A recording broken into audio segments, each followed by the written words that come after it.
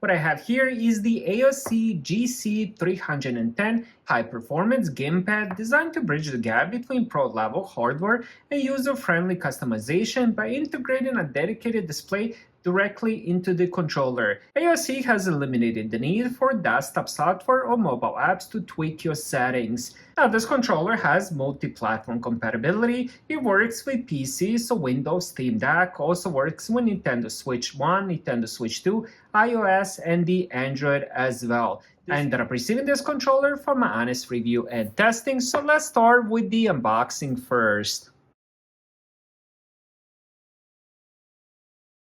You can end up getting this in two different colors, black or white. Inside the box, we have a user manual, USB Type-A to USB-C controller to end up charging this or using it wired. We also do get 2.4G. You can end up using this controller three different ways: Bluetooth, 2.4G, or wired. Alright, so after I finished unboxing, I decided to use this controller. I ended up connecting it to my gaming PC and playing a couple different games. I also ended up connecting this to my iPad to see how it performs with the iOS. Now, let's end up doing a quick overview first. Some of the things that I absolutely love about the controller is the joystick. They do feel really, really good. Now, the joysticks are utilizing magnetic sensors instead of the physical contact. These Hall effect sticks are virtually immune to the stick drift. The D-pad also feels really nice. It does have a very short click on it. It definitely reminds me of the Xbox Elite controller. Now, the buttons themselves do have a really good travel. I did end up playing this on the Borderlands Game of the Year edition. I kind of missed that game, so I just decided to test it with that game.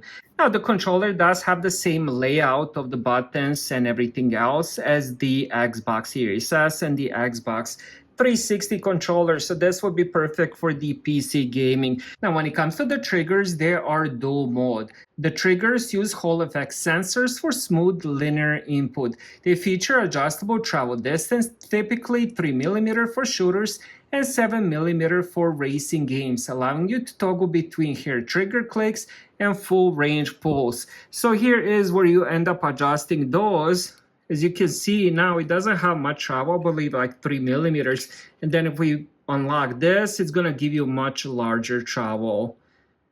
I did end up playing a couple shooter games and absolutely love this. And this is the setting that I left it on. So it's perfect for Call of Duty and Battlefield and games like that.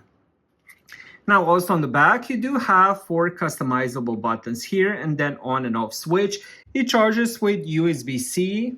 On the inside, we have 1000 mAh battery, which provides roughly 15 to 20 hours of continuous playtime on a single charge, depending on the RGB and the vibration settings.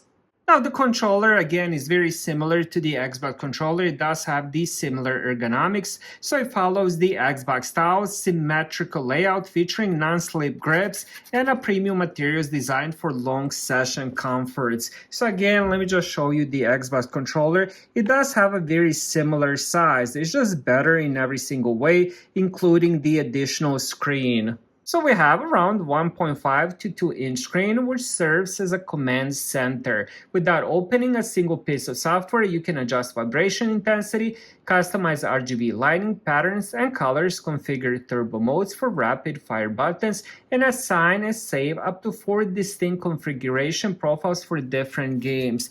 Now, to access those, all we have to do is hold the home button. Now, when it comes to the pairing, I did end up pairing this with the PC and the iOS iPad. So what you have to do is you're gonna go mode, then you're gonna select which one you want to pair with. So you can end up doing the dongle. If you do the dongle, this is 2.4G. So you're gonna select the dongle here, and then you're gonna plug this into PC or wherever you want to. Let's say, for example, if you want to do PC with the Bluetooth connection. So you're gonna select PC, and then we're gonna click continue. So now you're gonna see a little Bluetooth icon here, also the battery level, and then it's just gonna connect this. So right now I do have my gaming PC, as you guys can see it there. I do have it on and it's already connected.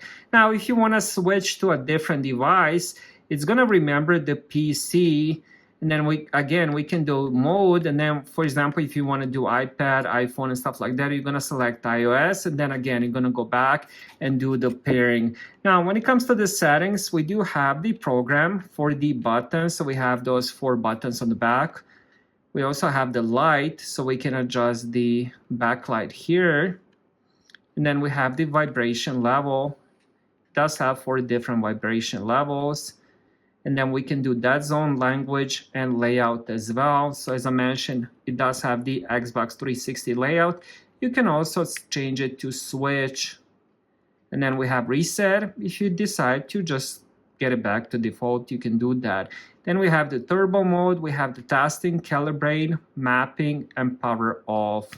I gotta say, my first impression is extremely positive. In summary, the AOC interactive screen controller is a set and forget powerhouse. Its most significant advantage is the visual interface, which takes the guesswork out of remapping buttons or adjusting stick sensitivity. If you frequently jump between a PC and Nintendo console, the seamless transition and drift-resistant joysticks make it one of the most reliable daily driver controllers on the market. This is definitely something I will recommend. Thank you guys for watching. Have a great day.